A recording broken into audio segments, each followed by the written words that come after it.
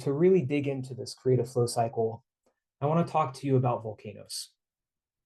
So imagine yourself falling into a volcano. This is what I want you to do. Imagine yourself falling into a volcano. What do you see? What do you hear? What are you smelling? What are you feeling? Go ahead and, just take a few seconds, imagine that, and just type some comments in the chat. What are you feeling? What are you smelling? What are you hearing? The imminent sensation of death. I'm feeling vertigo, dying in sulfur and heat. Sizzling, heat, sulfur, panic. Yep. All of you are very relatable. My precious. Love that, Scott. Warmth, danger, and a bad smell. Yeah, no, this is great stuff. This is really great stuff. So, question for you as you're putting this in, just by raise of hands, how many of you have never fallen into a volcano before?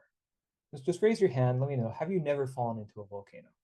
All right, yeah. I mean, none of us have fallen into volcanoes, and yet, why is it that even though we've never fallen into a volcano, that we can imagine what that would be like? Why is that the case? Well, the reason that we can do that is thanks to a process that goes on in our minds called mental simulation. That's how it is that we can imagine falling a volcano, even though we've never done that. So Joshua Kaufman explains exactly what mental simulation is. He says, mental simulation is our mind's ability to imagine taking a specific action and then simulating the probable result. So he explains a little bit further. By holding the end result in your mind for a few seconds, your brain automatically starts connecting dots based on the patterns that you've learned. So, for instance, with the volcano thing, all of us have, touched hot objects in our lives, whether that's touching our hand to a stove, accidentally picking up a hot pan, or maybe even like trying to put out a candle with our fingers. We've all felt what hot feels like. We've felt the sensation of burning. Some of us have maybe even been to Hawaii and seen an active volcano. Most of us have seen pictures or have seen it on TV. And so we have all of these different patterns. We have all of these dots that our brain is connecting, such that even though we have never personally fallen into a volcano, we have seen Gollum fall into a volcano. We have seen what volcanoes are like. We have touched hot things, and we can just sort of put it all together and we're like, oh, this is what it would be like to fall into a volcano. And so this is the whole process of mental simulation. But there's a caveat to this, is that mental simulation only works if you supply a point B. If you just sit around and daydream, yeah, your mind will sort of take you wherever it is that it takes you, but that's not necessarily going to take you to where it is that you want to go. There's a great Yogi Berra quote about that I'm not remembering off the top of my head, but it's something along the gist of, if you want to arrive to where you are, you need to first make sure that you know where you're going. Totally slaughter that, but just, between Josh Kaufman and Yogi Berra, this is the wisdom that I'm trying to impart. So mental simulation only works if you supply a point B. Another way of saying this is that you need to frame whatever scenario it is that you're trying to imagine. And without framing that scenario, it's making it a lot more difficult for you to imagine it. So to summarize, when we create deliberate frames, these frames free your intuition to connect the dots between patterns. Stravinsky put it this way: my freedom thus consists in moving about within the narrow frame I've assigned myself for each of my undertakings. He actually goes on a little bit further. He says, I experience a sort of terror at the moment of setting to work and finding myself before the infinitude of possibilities that present themselves. I have the feeling that everything is permissible. Now, just one in the chat or just a yes. How many of you have felt that terror before the infinitude of possibilities? I have all those ones. Yeah, some of you are putting in lots. Yep. So Stravinsky's solution to this, I think, is really insightful. And not only do I think this is really insightful, all of the psychologists can back me up and say, yes, I mean, he's an artist saying this, but the psychologists say the same thing, is that by putting this frame around things, it enables us to step back from the ledge, enables us to step back from the terror of the infinitude of possibilities, and instead to simplify the task and to have, specifically the word that he says here is freedom. Having that narrow frame gives us the freedom in our creative tasks. And so the thing that I want to point out about this, though, is that he creates this narrow frame that I have assigned for each of my undertakings. Now, when he says undertakings, I want to be clear here is that he's not saying each of my pieces. He's not saying, oh, I've given myself a narrow frame for each pieces. He's saying for each of my undertakings. And so, in other words, he's talking about specific composing tasks. Every time we write a piece of music, that piece of music consists of thousands of decisions, thousands of them. I mean, if you want it to be nitty gritty, literally every single note and rhythm that you put on the page would be a decision.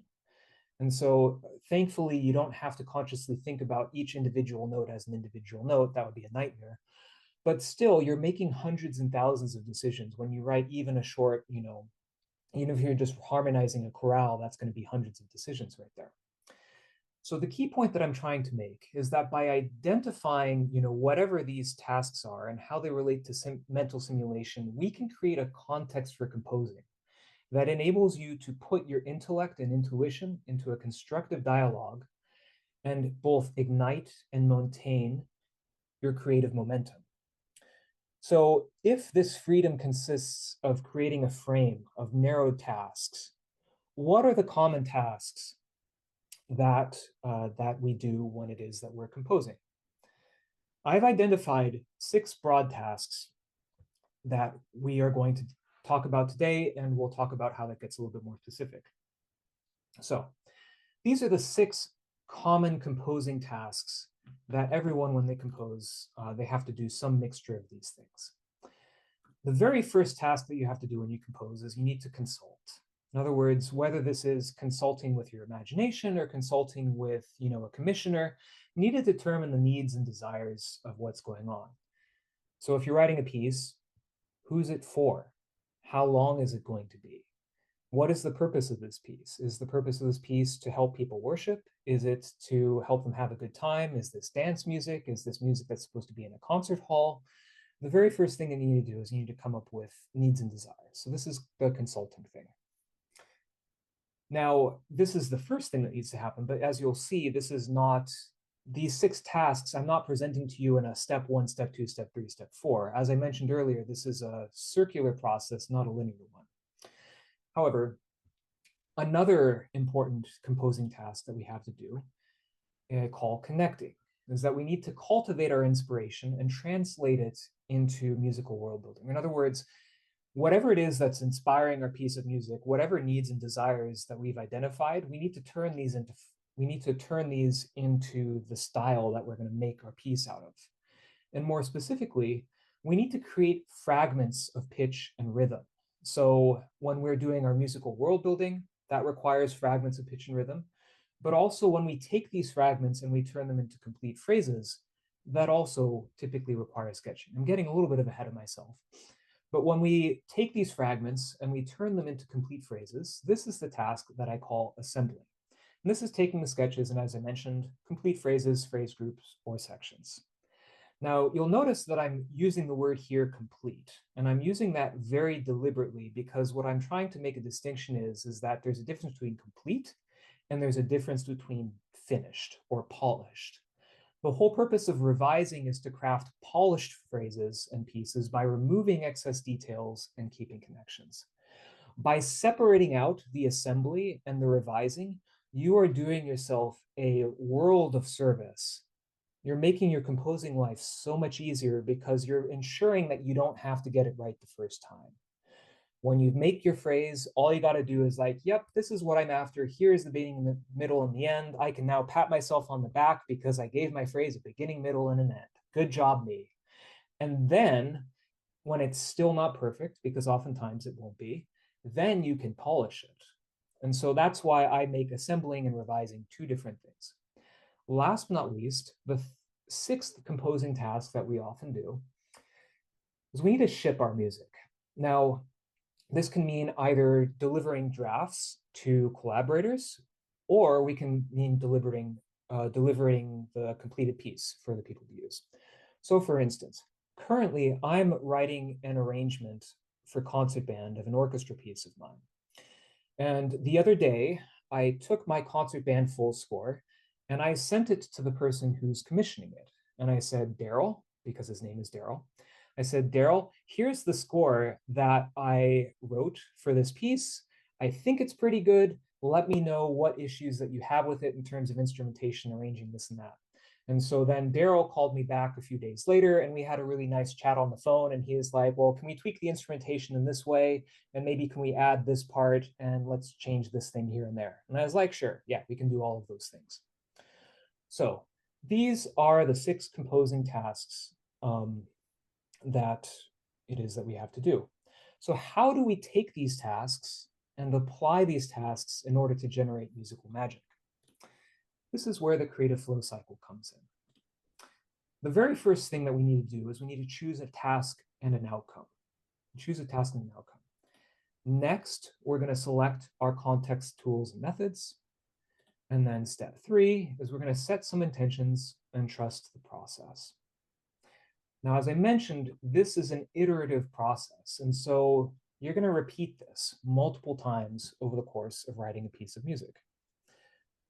But in order to help you understand the creative flow cycle better, let's just take these one by one, starting through 1, 2, 3. So when I say choose a task and outcome, what do I mean by that?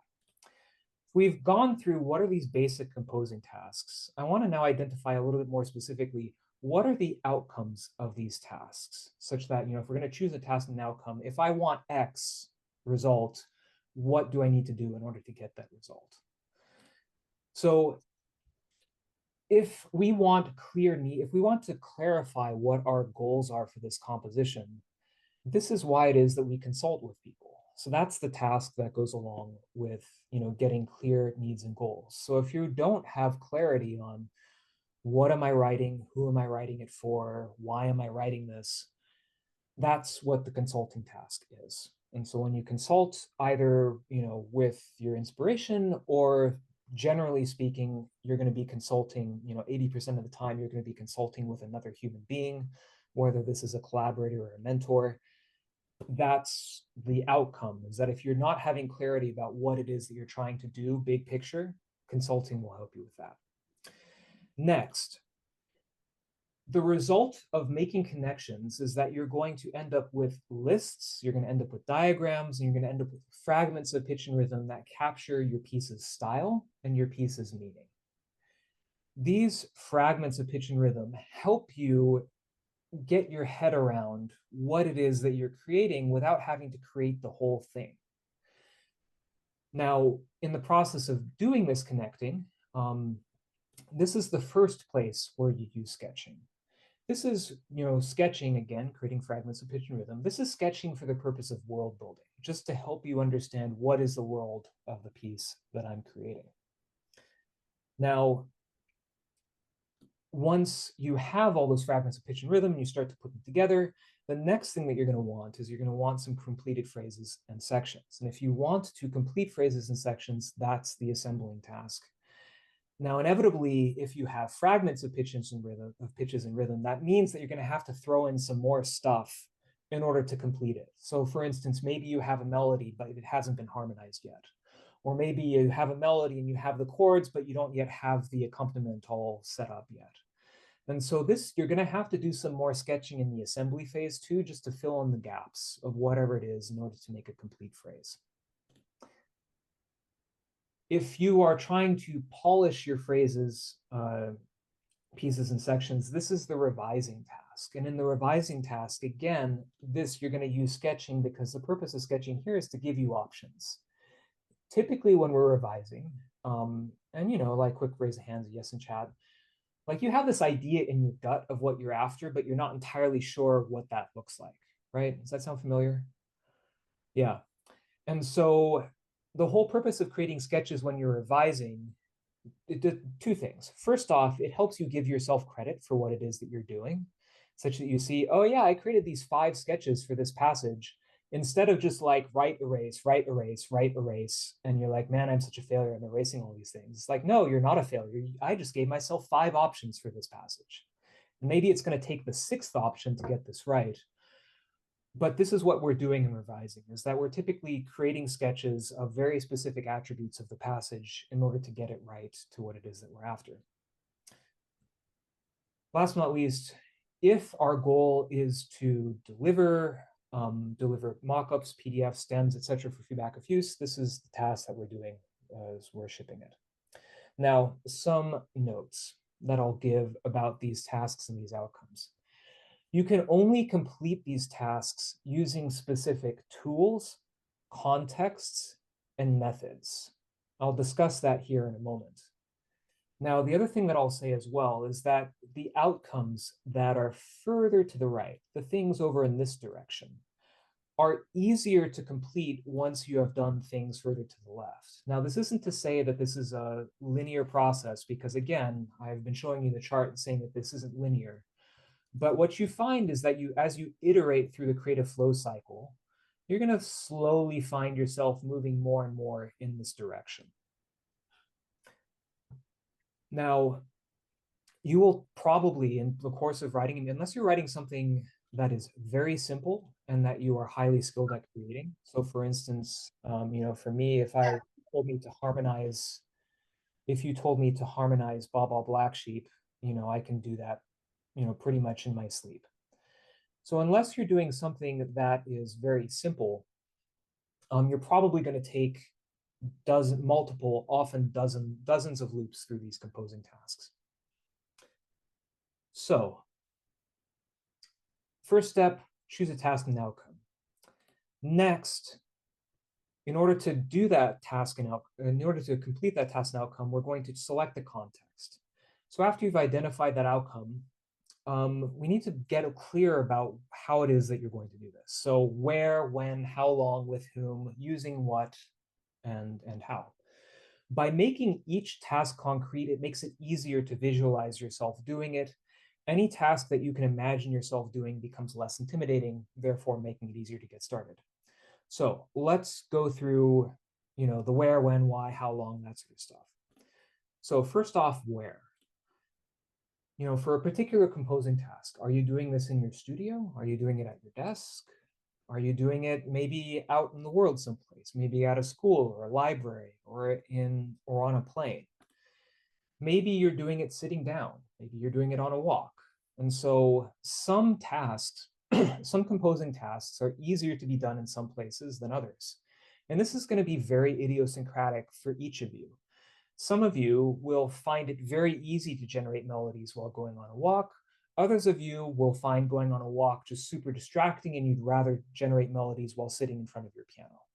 The point is that you're trying to identify where, for this particular task, is best suited for me to do this. Next is when. Now, is there a particular time of day that you compose better, before or after a particular event? Related to this, you want to consider how long. Do you have less than 20 minutes? Do you have about an hour? Do you have multiple hours that you can work on these days? And with whom? Now, as composers, very often we do what we do alone, but particularly when we're consulting, it's very, very useful. In fact, it's almost impossible. It's almost impossible to consult effectively without talking to your collaborators. It's also very useful to talk to peers, teachers, friends, these sorts of people. So step one here is, after we've identified our task and outcome, we're going to choose a context. Then we're going to choose some tools for what it is that we're putting together. So maybe the tools that we want is, just a pencil and some staff paper. Maybe you feel more comfortable in notation software. Maybe you feel more comfortable in a DAW. And so I'm just sort of curious. I just want to do a really quick poll. If I were to say, cool, I want you to harmonize a melody, where would you feel, which tool would be your first go-to tool? This is just for the sake of, I'm just curious how it is that you do that. Okay. So many of you are saying piano. A couple of people are saying their notation program. So yeah, this is an example. If you all want to just like skim through the chat as you're looking at that, right? Just take a look and you'll notice that I just gave you this task of harmonize a melody. And you'll see that there's a variety of answers that all y'all are giving. This goes back to the point that I'm making earlier, is that for each of these tasks, it's important for us to understand how is it that me as a creator works, rather than how is it that Chris does this, or Beverly does this, or Bill does this. So once you have a tool, once you have a context, once you have a tool, last but not least, one of the most important things that you can do is select a method. Now, in general, there are five big methods that I see composers doing over and over and over again. So the first method that I see composers doing in terms of how it is that they compose, how it is that you achieve this task once you have set the task, the outcome, and the context and the tools. Very simply is you just hear it, is that you hear the music in your head. And so writing music is just a function of taking internal dictation. It's like, I hear this, I write it down. And Danny, I just saw you nodding your head in affirmation, so thank you for the validation. Appreciate it. Another tool that is so common that I see us as composers doing is improvising it.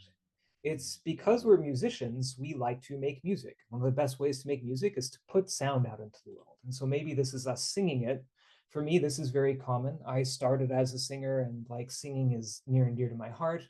But playing an instrument is also another very common way of just improvising the music and getting it out there. Now, another method that composers tend to take, not every composer, but what I see often is composers are just like, oh, well, I'm imagining butterflies, and that's leading me to create the music that I'm creating.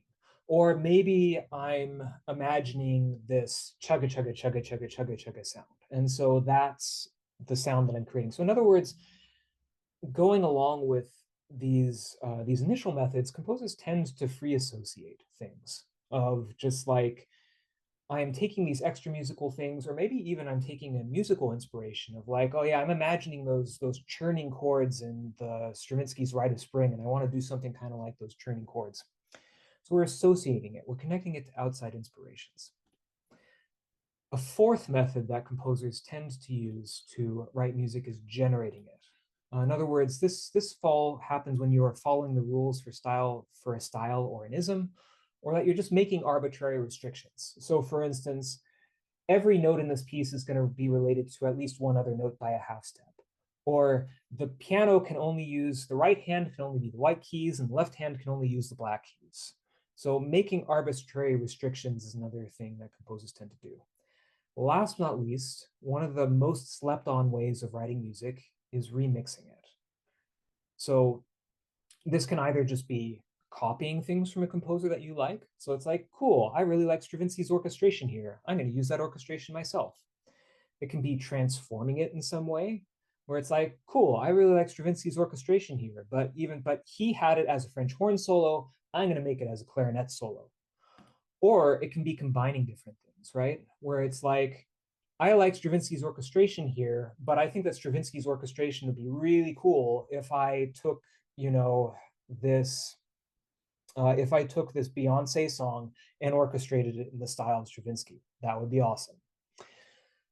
So these are, in general speaking, the different methods that when we're sitting down to compose, we're typically doing one of these 5 methods.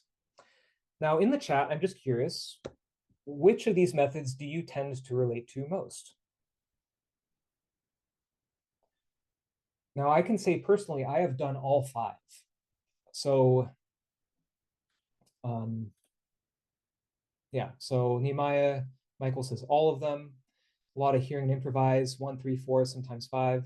Okay, cool. Yeah, it's a mixture. Now, there's a thing, as you're relating to that, there's a thing that I want to point out about these different methods of composing. And it goes like this, is that the first 3 of these methods tend to be more intuitive. These are the methods of composing where it's like, this is generally coming from your intuition. You're sitting down and you're just doing the thing. These ones down here are more analytical, Because in order to do these things, like you need to actually consciously have a thing in mind. You need to create, oh, these are the rules. I mean, you can't intuit rules. That's sort of like a contradiction of terms. Likewise, in order to remix something, you need to have a piece of music squarely in mind that you are remixing. So as a result of this distinction, these first three things rely more on established skills. If you can't play parallel thirds on a violin, it will not be possible for you to improvise parallel thirds on a violin. That's just the nature of the beast. If you can't play an octave tonic scale on the piano, then it will be next to impossible for you to improvise using an octatonic scale. So whereas these intuitive things rely more on established skills, the analytical ones nurture emerging skills. I might not be able to play an octatonic scale on the piano, but I can understand conceptually what an octatonic scale is. And so keeping that in mind, I can make these arbitrary restrictions that will make it easier for me to use this material that I'm otherwise not necessarily strong at. Likewise, these intuitive things tend to be more of the output, which is another way of saying is that whatever sort of analytical stuff that we do, whatever rules we follow, whatever it is that we're remixing, ultimately our rules and our systems end up coming back to our intuition. It all ends up coming back to our intuition one way or another. And so whether our process is mostly intuitive or a mixture of analysis and intuition, that's why I'm saying that these intuitive things tend to be, the last mile of what it is that you're creating. In contrast, the analytical ones tend to be the things that are framing what it is that you're doing. And it should be clear that, both these intuitive methods and these analytical methods support one another. So we talked about tasks and outcomes. We talked about context, tools, and methods. How do we bring all of these elements together? How do we create that frame that Stravinsky is talking about? Well, what we do is we set some intentions and we trust the process. Now, creative intentions unite your desired incremental outcome with a task context and with the task context, tools, and methods required to achieve it. This is exactly what it is that Stravinsky was saying when he refers to the narrow frame I have assigned myself for each of my undertakings. In other words, you're seeking one outcome via a task, context, tools, and methods. Now, every time you sit down to compose, you will usually complete multiple composing tasks. Specific intentions capture such tasks and can often be completed in less than 15 to 20 minutes. When your intentions are a little bit broader, it's going to take a little bit longer than 15 minutes to do it, and it may incorporate many specific tasks. Whatever the case, say sitting down at your desk or sitting down at your piano and being like, okay, it's time to compose. That's about as specific as a farmer waking up in the morning and saying, okay, it's time to farm. The same way that the farmer is like, no, I'm going to be, feeding the chickens and mucking out the horse stalls and planting the seeds and then maybe going and trimming the hedges. The same way that a farmer has specific tasks and outcomes that the farmer's after, each of us as composers have specific tasks and outcomes that we're after, or at least it's easier to compose when we do that rather than just being like, it's time to compose. And that's what intentions are doing for us. Intentions are helping to identify the composing equivalent of feeding the chickens and mucking out the stalls and planting the seeds. What they do is when we set clear intentions, they help us get started. They very often inspire new intentions of, once you have some momentum going, you're like, oh, cool, well, maybe I should do this and maybe I should do that. But I think most critically, when you set clear intentions, they ensure that you can work without any inspiration, but successfully. That's a quote from Tchaikovsky. He wrote that in his journal once. And this is not a Tchaikovsky thing. I know that some of you are a little bit like imposter syndrome, where it's just like, oh, there is the world of a difference between Tchaikovsky or Stravinsky and me as this lowly composer could never imagine being Tchaikovsky. But I'm here to tell you that if you can set some intentions right, then what Tchaikovsky is doing is not some provenance of genius only. You can do this too. So what does this look like? This is the idea of intentions. How do we make this happen? Well, I have created for you two Mad Libs. Just raise of hands, how many of you love Mad Libs? I love Mad Libs. They're like really fun. So when you're setting broad intentions, this is how it is that you set a really broad intention. On date, my goal is outcome. I will do this by method using tools at location, time, and if relevant, with person. So that's the Mad Lib for setting broad intentions. Let me give you some examples of this.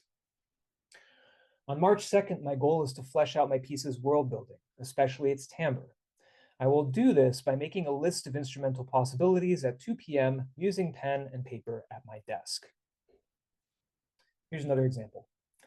Next Tuesday, my goal is to make 3 complete phrases. I will do this by selecting the sketches I like and filling in their gaps after lunch using Dorico on my iPad during the bus ride home.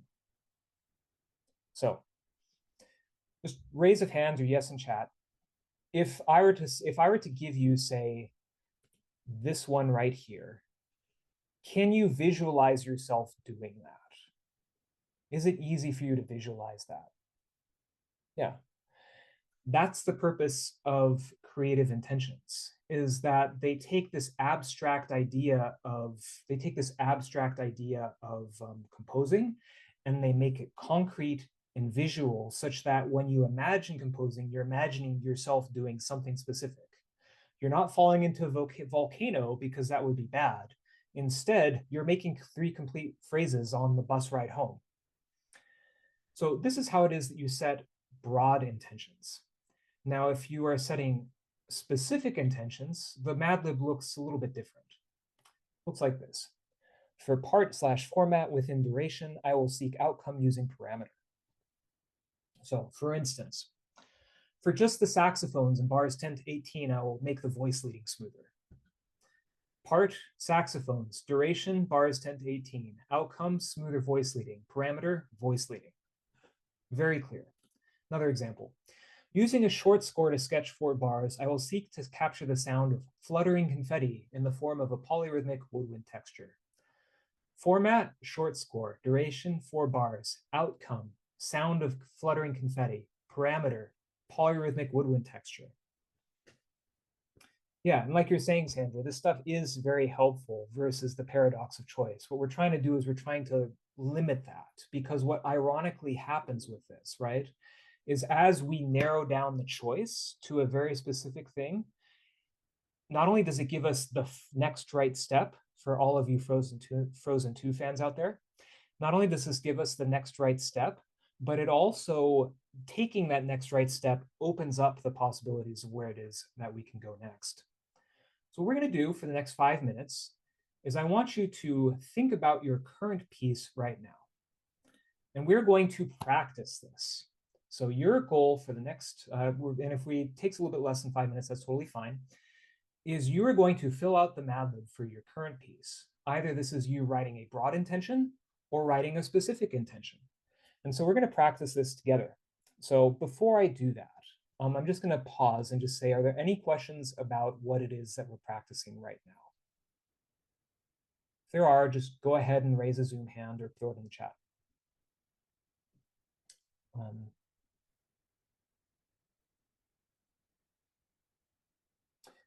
Scott, you can go either broad or specific, really doesn't matter.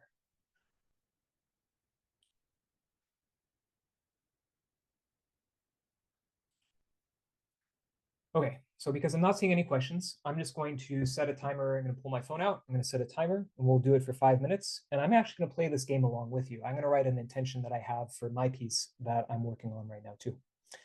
So timer is set for 5 minutes, and if we don't need all the time, we'll do it. As soon as you have it, yes, Danny, just as soon as you have your thing ready, go ahead and throw it in the chat. And once I have a critical mass, we'll move on from there.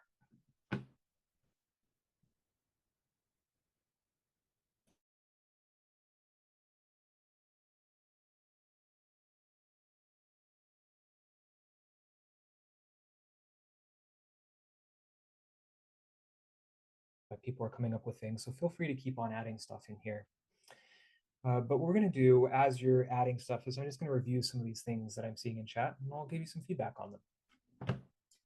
So Ian's just popped up most recently, so I will go from there. On August 23rd, my goal is to create up to 3 additional variations for the Pimtel variations. I will do this by consulting an unused neoclassical technique or 2 from the Persichetti text at 11 a.m. using pencil, paper, and a PDF copy of 20th Century Harmony. Okay, yeah, that's great. It's very specific. We have the date, we have the outcome, 3 additional variations. We have the method, which is some kind of generating or associating kind of thing that is referencing Persichetti. And we have a time and a location, and yeah, all that stuff is really great. Let's look at somebody else's thing. So Sue says, on Wednesday evening between 5 and 5:30 in the music room, I will outline the structure of the duet I am writing with a balance of solo voices and harmonizing. So yeah, again, this is also really great. We have a very specific time, and location. We have an outcome, which is the structure of the duet. We have, and so I guess we could also sort of see the outline as a method, and the outcome is, this balance of solo voices and harmonizing. Sue, I think that one thing that I might add here, you probably already have this in mind, Sue, but for the purpose of practicing this, you might want to add, okay, are you doing this with pencil and paper? Are you doing this on your computer? What is the tool that you're using to have that outcome?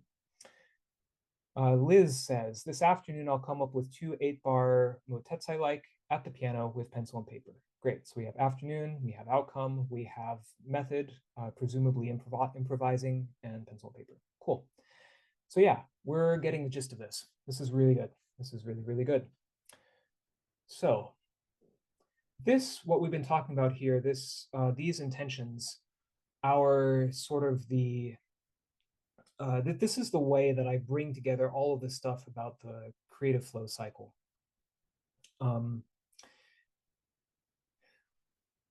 And what I want to open it up just briefly is just open up for opportunity for you to just share just to ask, what insights are you having and what questions are you having about this creative flow cycle, meaning about this? Yeah, Danny, go ahead. So are these like more or less like you're saying established more micro level goals? I've always been more of a big level guy, like this date, finish this big thing, record it. I mean, that's what I threw in the chat there because that is a goal of mine. But you're even saying narrow it down to smaller windows of time, smaller goals, and sort of stack them on top of each other for continual progress. Is that what you're suggesting? It seems like. Yeah, that's what I'm suggesting. And I should clarify one thing about this too, is that if you had to outline every single specific task that you're doing, you'd go crazy. So what I'm not saying is, micromanage your composing process. But what I am saying is, in addition to the broad big picture thing of like, yeah, I'm going to record this thing, sometimes, particularly when you're in the early stages, particularly when you're not sure what you're doing, sometimes it's helpful to get a little bit more specific about what it is you're doing rather than just, oh, I'm going to improvise at the piano until I come up with an idea I like. It's sometimes helpful to be a little more specific than that. Does that help clarify that, Danny? Awesome. Jessica, go ahead. Hi, actually, I'm wondering if you have further insights on this. So it occurs to me this is great for lessening blank page anxiety and maybe prioritization or, knowing where all your tools are or something like that. But I realize, particularly when I'm making this like time commitment on a Sunday morning, like what time am I going to start composing? Who knows? It's whenever I wake up and get everything right, that kind of thing, to your micromanaging point. But then I realized that one of the struggles I've had with this process in the past is not really oppositional defining disorder, but it kind of feels like that. It's like, how dare I make a rule for myself? So I'm wondering if you have any good kind of, I don't know, rules of thumb in anxiety space about, like when to make, what to be monitoring oneself for to figure out whether it's time to get more specific or to just relax for a sec. Yeah. I think the most simple rule that I could give you is if it doesn't feel good, don't do it. That sounds good. Yeah. That's a very simple rule. Because the whole purpose of this is to help make your process easier and flow more efficiently. And so, for instance, if creating some of these specific intentions doesn't feel good, don't do it. On the other hand, if you've been playing at the piano for 3 hours and you don't feel any closer to finding your ideas for your piece, stop doing that. Give yourself some very specific intentions. And so, this is very much one of these this exists in balance kind of things. Thanks, Joseph. That's helpful. Yeah, you're welcome. I saw a few other hands that were raised and then they're lowered. Were there any other questions or insights that people wanted to share? Yeah, Harrison. I just wanted to note that and I think this is really excellently summarized in my colleague Aaron Klein's quote unquote Mad Lib statement in the chat, pointing out that what Aaron says is, I will focus more on creating complete phrases rather than polished phrases. The requirements of the polishing will become more clear. I just think it's really helpful to always remember and make a distinction between the complete phrases and the polished phrases, because it's insanely easy to put something down on the page and look at it and go, that's not polished, and therefore I hate it, and it's got to go. And it's always really helpful to remember and to actively remind oneself that that the material has to exist before it's polished, and that those are two separate acts. I love that. I love that so much. Thank you, Harrison. And if I could piggyback on that, it also helps to save the polishing for later, because sometimes you're not in a mental state to generate new material, but you're still capable of refining what you already have. But if you are capable of generating right now, don't waste that precious time on revising, and you can save that for later. Yeah, awesome. Thank you, Aaron. I appreciate the piggyback. Very helpful. Bernie. I thinking about this, comparing it to other stuff that I've done, I think it's important to recognize what works for you. For example, I know that for me, doing thinking work is better in the morning. Mhm. Anything I do after 4 or 5 in the afternoon is probably going to take me forever and be garbage, whether it's programming or something else. However, I'll reserve the afternoons for doing what I would call tedious, repetitive work. I mean, like cleaning up a score, that kind of stuff. But if I want to compose, I'll do it in the morning. And I think it's important to recognize what approaches work for you the best. Absolutely. I love that. Thank you, Bernie. That's a really good reminder. Yeah, we'll go Mark Walia, and then I have a comment, and then we'll move on to the next thing.